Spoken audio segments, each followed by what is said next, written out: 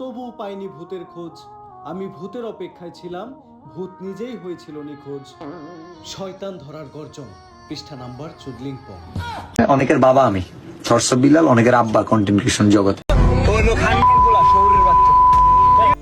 তো hello WhatsApp guys, তো সবার কি অবস্থা? তো আশা করি সবাই ভালো আছেন। তো গাইজ ফাইনালি কিন্তু আমাদের ওমর ভাইয়ের ভিডিও কিন্তু লঞ্চ হয়ে গেছে। তো গাইজ এই ভিডিওতে কিন্তু আমাদের থটস অফ বিলাল ভাইকে রোস্ট করা হয়েছে। তো গাইজ সম্পূর্ণ ভিডিওটা দেখুন এবং ভিডিওতে কিন্তু অনেক টুইস্ট আছে, তো সম্পূর্ণ ভিডিওটা দেখতে থাকুন।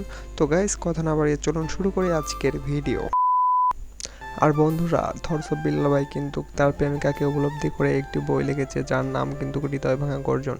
অপরদিকে কিন্তু আমাদের ওমর ভাই রোস্ট ভিডিও বানানোর জন্য বইটির নাম দিয়েছে শয়তান ধরা গর্জন। তো এটা থেকে কিন্তু তাদের মাঝে এত ঝগড়াঝড়ি তৈরি হয় এবং তর্কাতর্কি তৈরি হয়। 1000 টাকা এই বইয়ের দাম। এই বইয়ের বিশেষত্ব কি? এই বইটা আমি আমার নিজ হাতে লিখেছি। দেহি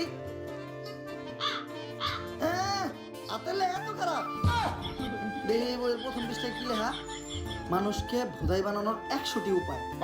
1000 টাকা দিয়ে আর বন্ধুরা, আপনারা কিন্তু দেখতেই পারলেন আমাদের ওমর ভাই তার ফানি ভিডিওর মাধ্যমে তাকে কি পরিমাণ রোস্টটা করে দিল এবং থটস অফ বিলাল ভাই কিন্তু এটাকে নিন্দা করে প্রতিবাদ জানিয়েছে। তো চলুন তার মুখ থেকেই শুনে আসা যাক সে কি বলে এটা নিয়ে।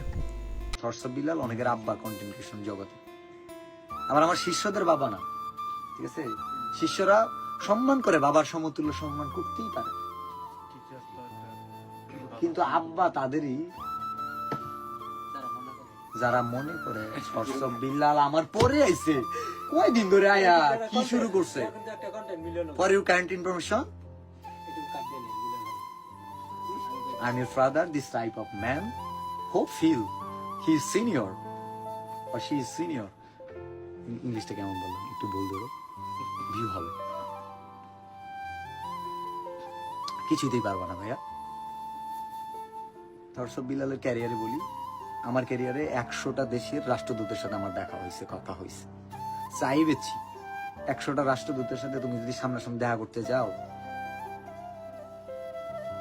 তোমাকে আমি কি দিয়ে এক্সাম্পল দেবো?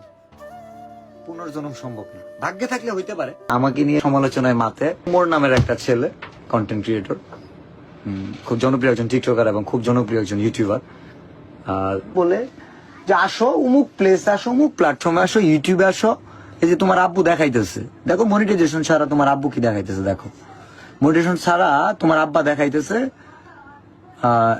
$4,203, $5,04,000 টাকা মনিটাইজেশন ছাড়া ইনকাম করে। আসো রেকর্ড করো, পারবা?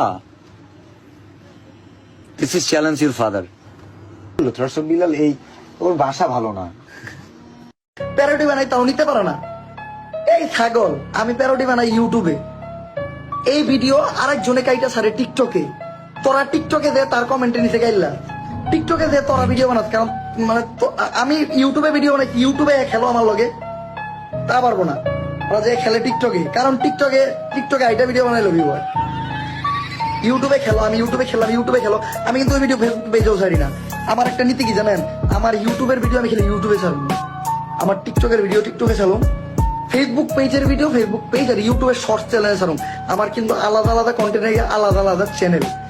আমি কিন্তু কোনো সময় টিকটকে যে প্যারোডি ক্যারেক্টার প্লে করি না, আমার টিকটকের কন্টেন্টই আলাদা। এই ছাগল।